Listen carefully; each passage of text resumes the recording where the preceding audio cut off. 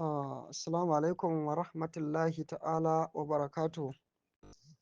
Halan wannan gida namu mai albarka, gida na Rufa'i Futuhi Mansu'atu fi ilmin ramli wal hisaf. Mai magana naku a sayyadi Rufa'i Yola, Najeriya. Almajirin Malam Muhammadu Majiri Maiduguri. Insha Allahu tabarakallahu wa ta'ala za mu kawo muku karatu akan burjai da muke da su guda 12. Kowane burji za mu kawo muku kaɗan daga cikin ɗabi'o'in mai burjin ko kuma ce halayensa. A baya can mun kawo abun kamar a haɗe, sai mutane suke ganin ba zai yi a ce mai burjin himlu ɗabi'o'in shi sun yi daidai da mai burjin ƙausu ba.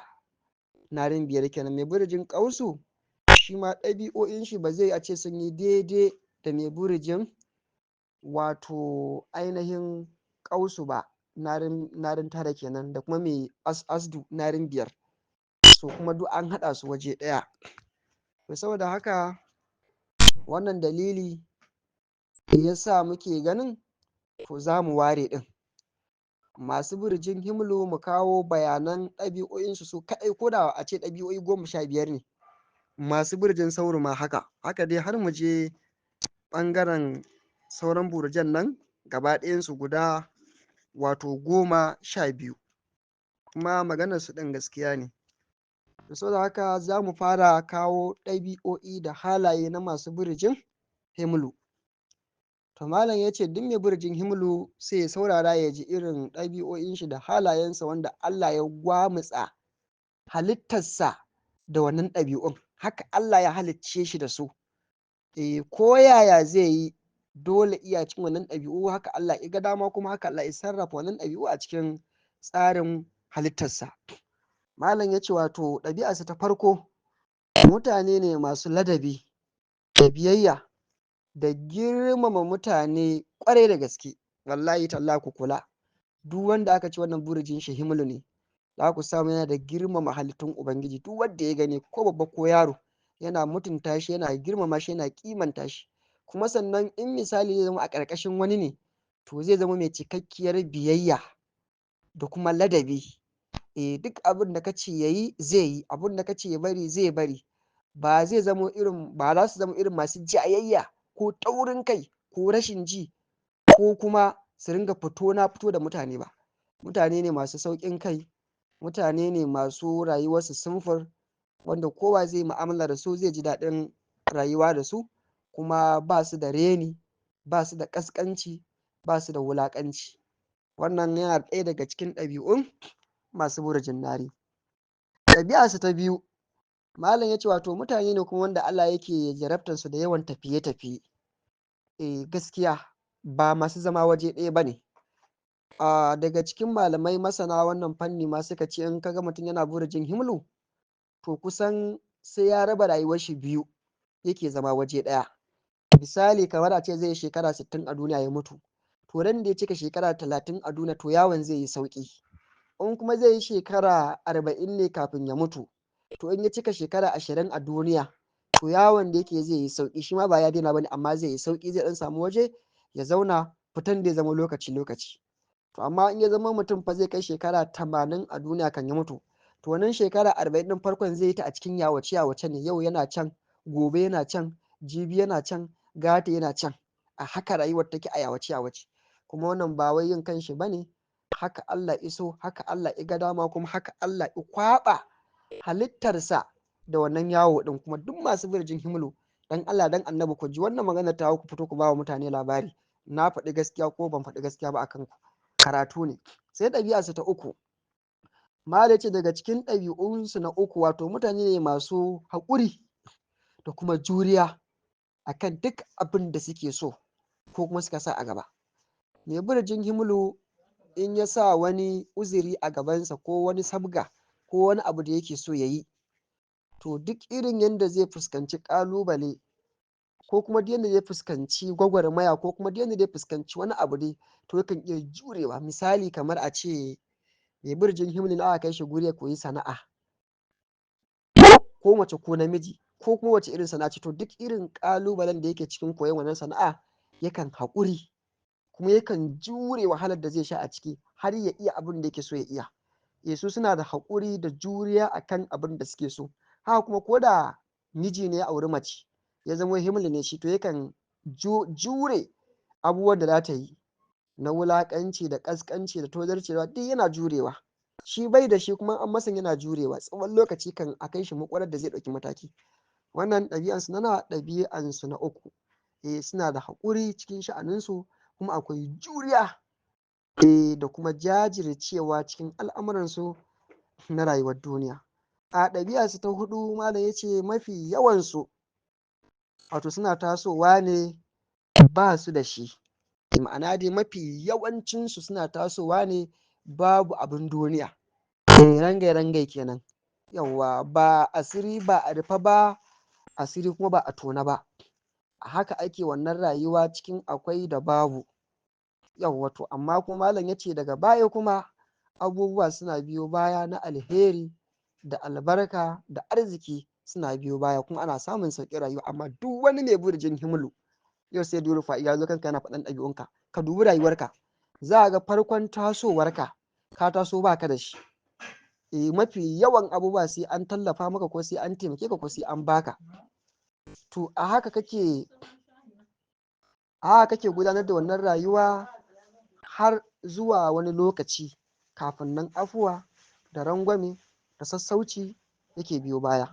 Wannan yana daga cikin ɗabi'u nawa? Yana daga cikin ɗabi'u huɗu na masu burjin himlu.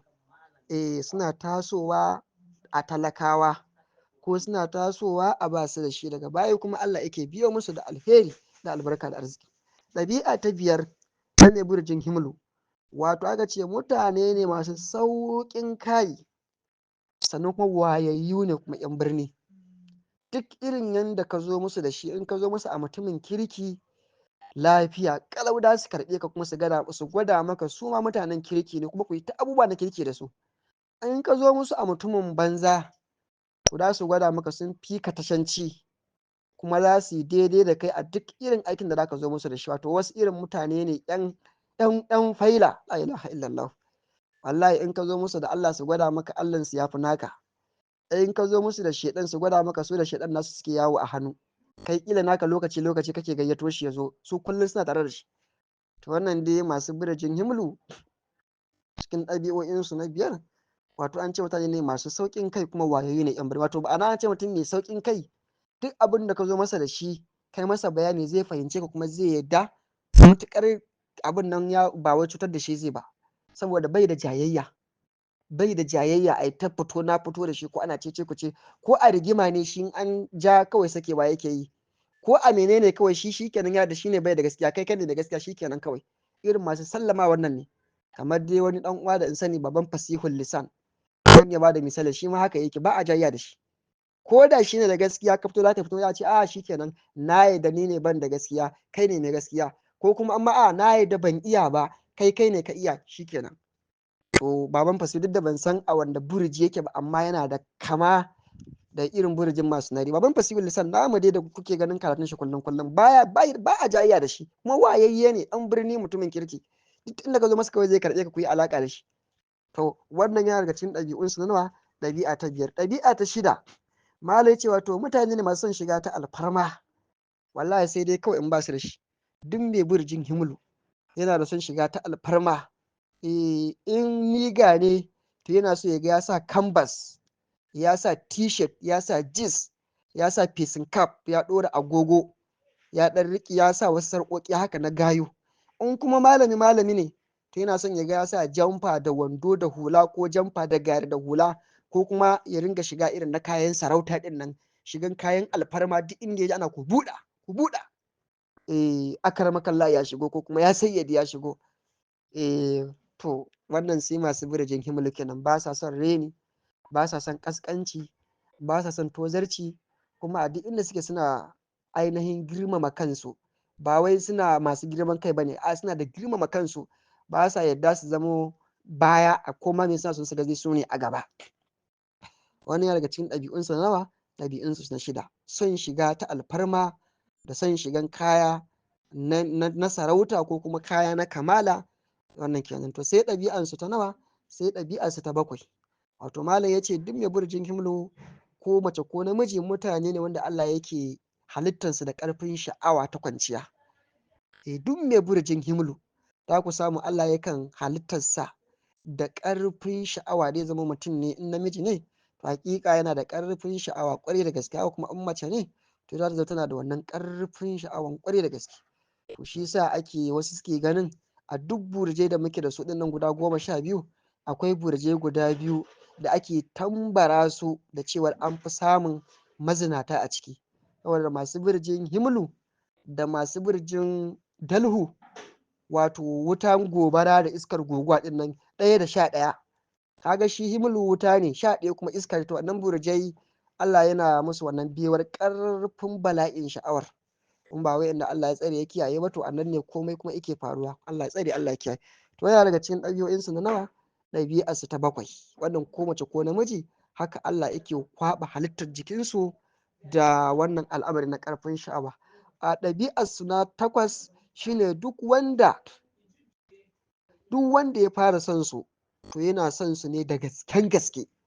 Bi ma'ana mutum yana burjin himlu sai soyayya ta haɗa ka da shi kana son shi, to kana son shi ne gaba ɗayanka.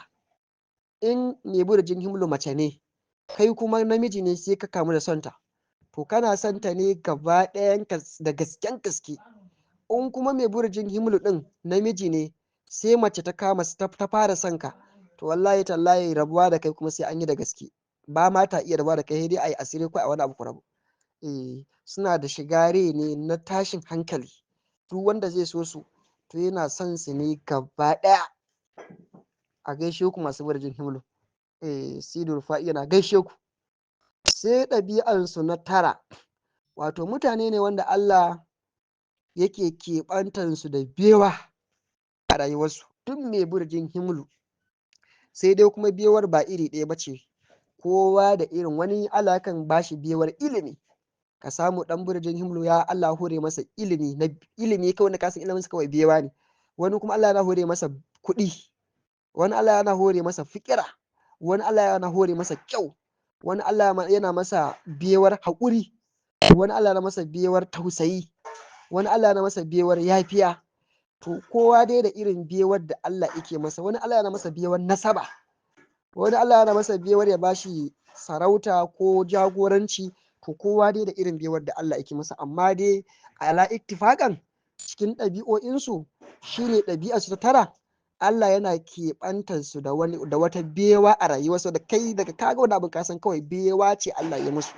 Sai ɗabi'arsu ta 10 daidai, wato shine suna da ƙarancin sirri akan al'amuransu. Mafi yawan masu burjin himlu al'amuransu a bayyane suke. In za su sai gida, duniya sai ta san sun sai gida. In za su sai mota, duniya sai ta san sun sai mota. In za su yi aure, duniya sai ta san sun yi aure. Ko tafiya za su yi to sai sun ɗora status mun tafi guri kaza. Irin su ba su da ɓoye lamarinsu, saboda tsaban tsarkin zuciyarsu, su kome za su yi suna bayyana duniya kawai, mun yi kaza za mu yi kaza, mun yi kaza za mu yi kaza. To saɓanin masu wasu burjin, yanzu kamar da mai burjin surɗan ne ko mai burjin sumbula, shi ga irin wani abubuwan duk ba za ka ji ba, sai in ka lazamci zama da shi ne irin abubuwan shi na sirri za ka iya ji. Amma shi ne burjin himlu, ko baka da alaka da shi ma kwatsan in yi abun da ga ɗora status ya yi kaza, duniya ta sani. To wannan su lamuran su a bayyane yake gaskiya. Duk abin da za su yi sukan bayyana al'amuran su, suna da ƙarancin sirrin ɓoye sirrin su gaskiya. Sai ɗabi'ar su ta 11, wato mutane ne wanda Allah yake musu bewar fahimtar abu da wuri. Yanzu za ka koya musu abu, yanzu za su haddace shi, su iya shi kuma su haddace. Suna da kaifin basira kuma suna da kaifin hadda, kuma Allah yakan yassare musu fahimtar abu cikin sauƙi. Sai ɗabi'arsu ta 12 daidai, wato duk abin da suka yi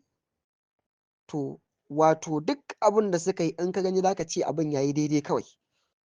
Ba za ka samu ero ko fiola ba. Duk abin da mai burjin himlu ya yi maka, in gyaran mashin ka bashi, in mai ya maka gyara ka ce gyaran yayi, in ɗinki ka bashi maka ɗinkin zaka ce ɗinkin yayi kyau, in ginin gida ka bashi maka ginin gida zaka ce wannan ginin yayi kyau. Shi duk abin da ka bashi ya maka wallahi in ya maka abin sai ka yaba.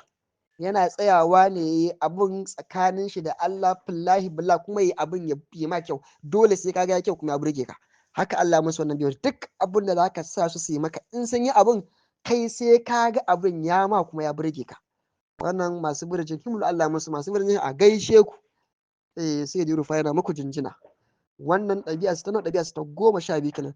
Ɗabi'a su ta 13, wato mafi yawancin su ba sa rayuwa da iyayensu waje ɗaya. Wannan ya tabbata duk mai burjin himlu an har ya taso da iyayen shi a farkon al'amari, to tsakiyan al'amari suna rabuwa da iyayen, amma gari ya raba, amma mutuwa ta raba, ko kuma a ƙarshen al'amari. Amma duk wani mai burjin himlu yana doguwar rayuwa a duniya shi kaɗai ba tare da iyayensa ba, ma'ana da iyayen sun koma gidan gaskiya kenan. Kuma masu burjin himlu na ba ku assignment, ku duba kanku ku gani yaya abin da sai rufa iya faɗa haka yake ko ba haka yake ba. Wannan wato ɗabi'ar masu burjin himlu ta nawa, wato ta 13 daidai. Sai ta 14, wato a ƙarshen rayuwarsu suna zama abin alfahari ga halittar Ubangiji. Duk mai burjin himlu to a yayin da rayuwar shi ta zo ƙarshe, kusan bai wuce shekara 5 ko shekara 4 ko 3 ya bar duniya ba, to Allah yakan masa wani tsarin da halittun Ubangiji za su ringa alfahari da shi, suna wato takama, suna isa da shi. Kwarai da gaske a ƙarshen rayuwa yana zama abin alfaharin mutane. La ilaha illallah. A gaishe ku masu burjin himlu, labbaikum. Wannan ɗabi'a su ta nawa, ɗabi'a su ta 14 daidai kenan.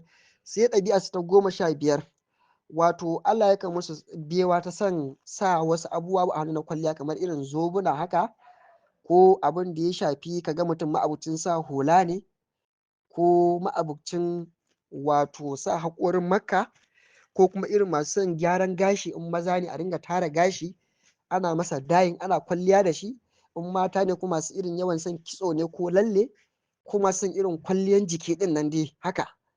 Yawwa to wannan kuma in mace ne mai burjin himlu, irin su ne masu irin son bayyana tsaraicin sannan su sa kaya ya matse su haka dai su burge maza. In kuma maza ne to su ma irin su din suna da wannan tsarin, in da daddare ne da su kwata su cire kayan su jikin su gaba daya, daga su sai gajeren wando su kwanta bacci.